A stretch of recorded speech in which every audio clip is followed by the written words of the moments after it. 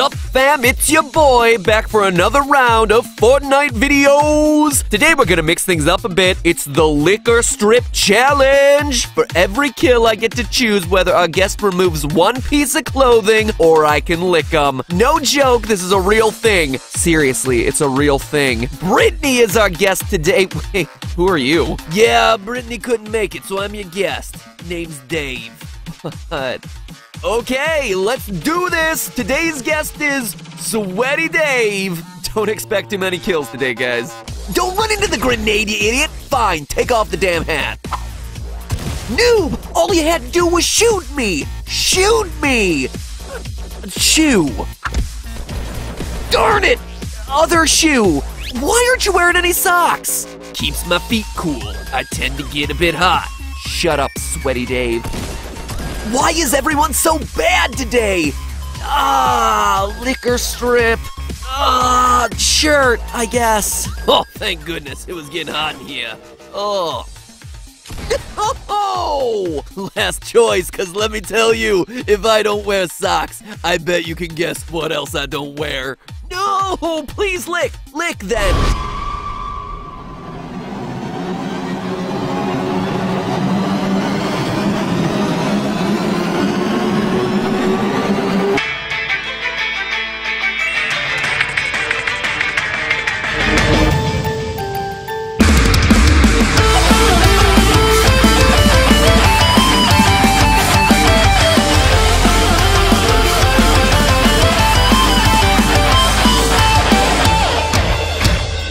Internet, welcome to Game Theory, a show that, as always, couldn't exist without you. And with regards to today's episode, that's especially true, as an astounding 330,000 of you who saw my last video on Fortnite helped to make this theory a reality by taking our poll about gaming habits and your personality type. Guys, that kind of support is overwhelming. Most scientific papers that I read for this series have like 1,000 people participating if they're lucky and if they're paid. So thank you. Seriously, thank you so much. And without even having to crunch the numbers, there were some findings that I think that science will be very interested to explore further, like the fact that apparently there are over 600 different genders. You know, I've always taken pride knowing that we have a diverse audience watching, but I never in my wildest dreams imagined it was so diverse to include people who self-identify as everything from a 1960s era Coca-Cola bottle to a weaponized battle toaster. I've heard that gender is a spectrum and all that, but can someone explain to me whether gay jalapeno is to the left or right of literal piece of human fecal matter? Oh, and by the way, to the 1,610 of you who responded with Apache attack helicopter, thank you so much for raising awareness for the oft-overlooked helisexuals. Also, to all of you who say that this show is for kids, I think we finally have our conclusive evidence that that simply isn't the case. The average age of respondents to this survey was 2 quadrillion years old. Apparently, theorists just have really good genes. And to the 242 of you who responded with 69 lol, good one. You got me. So clearly there was some data that needed to be cleaned up, but with 330,000 responses in total, even throwing out a few thousand left me with hundreds of thousands of data points. So the real average age of survey takers was 17, and the male-female split was 80-20. The goal of this whole experiment was to explore the major differences between the players of two different, yet very similar and very popular Battle Royale style games, PlayerUnknown's Battlegrounds, PUBG for short, and Fortnite. Secondly, I wanted to examine whether aggressiveness or violent video games increased aggression in their players in the wake of news stories like this. Now the latest video game craze is Fortnite. It's free, addictive, violent, and kids love it. And this. Possible crackdown on violence in video games. President Trump meeting with top executives from the gaming industry. And I gotta say, after crunching the numbers, it's gonna be pretty hard to make video games a scapegoat ever again. So I hope you're listening, media and scientific community. I mean, let's face it, I know they're not, but you know what? You are. And arming yourself with knowledge to use in your next Twitter rant aimed at the Wall Street Journal is all that truly matters. Firstly, are PUBG players significantly different from Fortnite players? Well, statistically, no, not a whole lot. In the survey, I asked gamers to break down whether they had or were currently playing either Fortnite, PUBG, both, or neither. And when comparing the gamers who were only only playing Fortnite with the ones who were only playing PUBG, there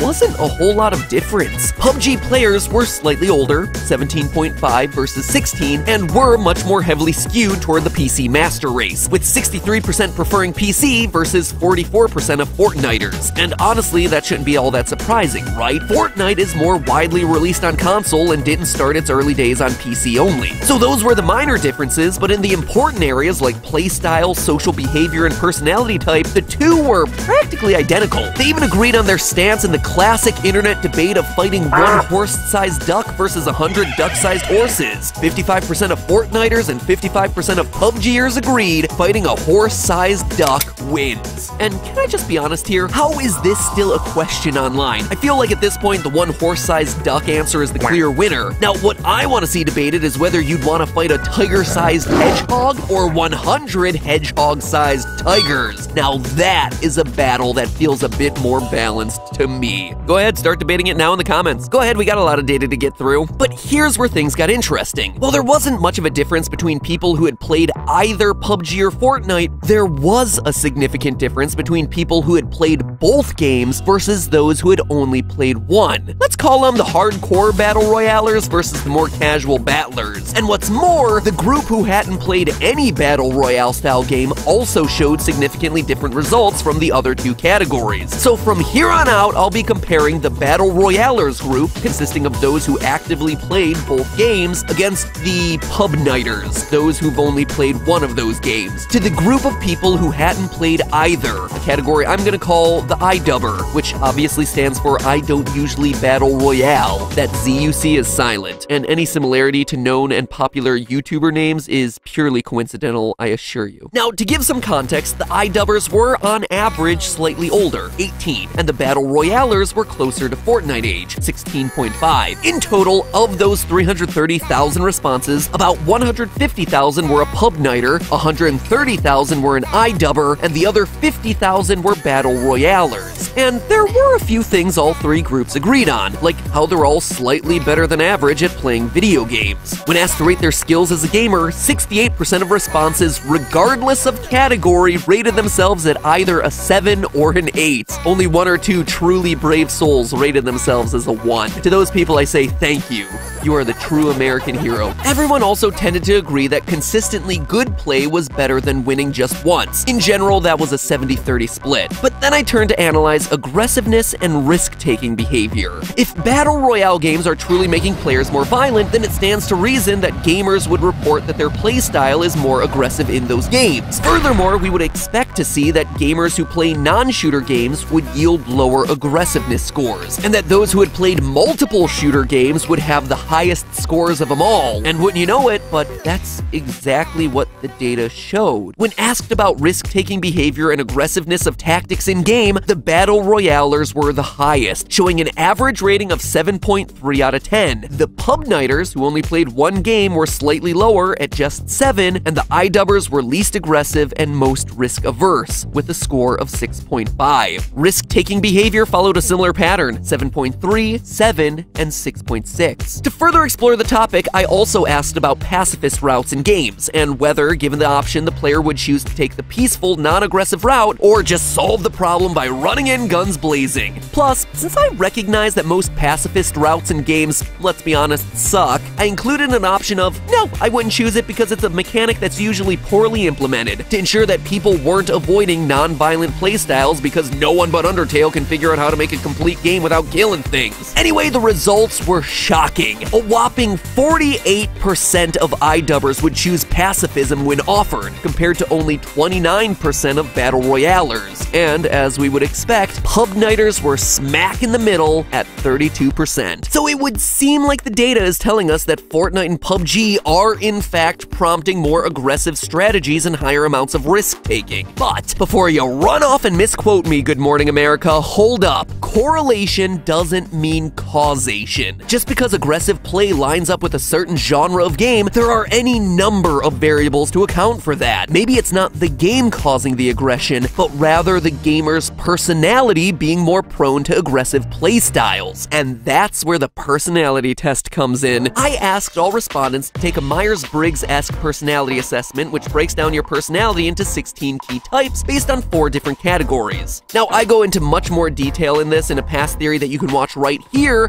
but to briefly summarize, the breakdown goes roughly like this. Are you quiet and introverted, or do you like being extroverted and talking with people? Are you intuitive and focus on imagination and ideas, or observant and focused on the actual world and real-life events around you? When making decisions, are you a thinker and use logic, or a feeler who considers the emotions of others? And lastly, how do you run your life? Are you structured and scheduled, or open and flexible? That's judging versus prospecting, J versus P. Neither word really makes sense there. I honestly just think they ran out of letters. Anyway, my logic was this. Games don't necessarily make people more aggressive, but certain personality types may be more drawn to these sorts of games. We would expect to see some personalities show up more or over-index for playing Battle Royale games if this is indeed true. And immediately in the data, one point stood out. The Royalers were just more extroverted overall, by about 14% relative to the iDubber category. So seeing that, I really started to crunch some numbers. And if I could just take a minute for a PSA right now.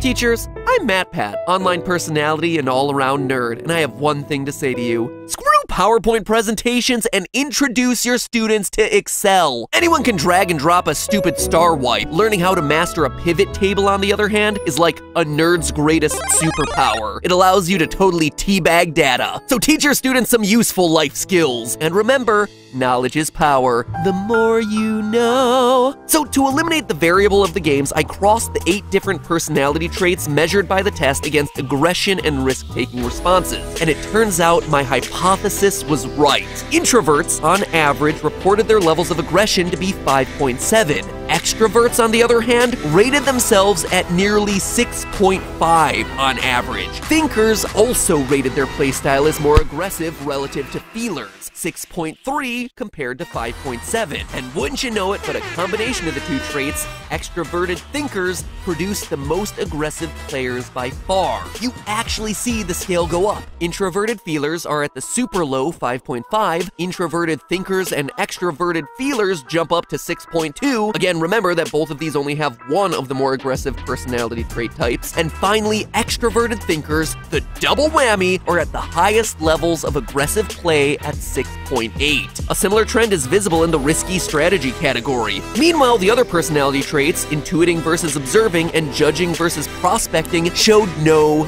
difference. Fascinating, right? But if you actually stop and think about what these traits mean, it starts to make sense. An aggressive strategy is going to require you to get up in people's faces, be forceful and assertive, all things that are much easier for an extrovert to do, even in a virtual world. It also means that you're going to have to make enemies by directly confronting them, something that a feeler, who's going to be more sensitive to the emotions of others, is going to want to avoid. So when I went a layer deeper and divided up extroverted gamers who play Battle Royale games versus introverted Battle Royalers, the trend still held. Extroverted Battle Royalers were more aggressive relative to their introverted counterparts. Same with Battle Royale thinkers versus feelers. It even existed in the iDubber category. No one is questioning whether playing Mario games is getting people to take more risks, and yet there you were. People who played platformers with the E and T traits were just more likely to rate themselves as being more aggressive. So the long story short, it's not the game making people aggressive or teaching them bad behavior. Players with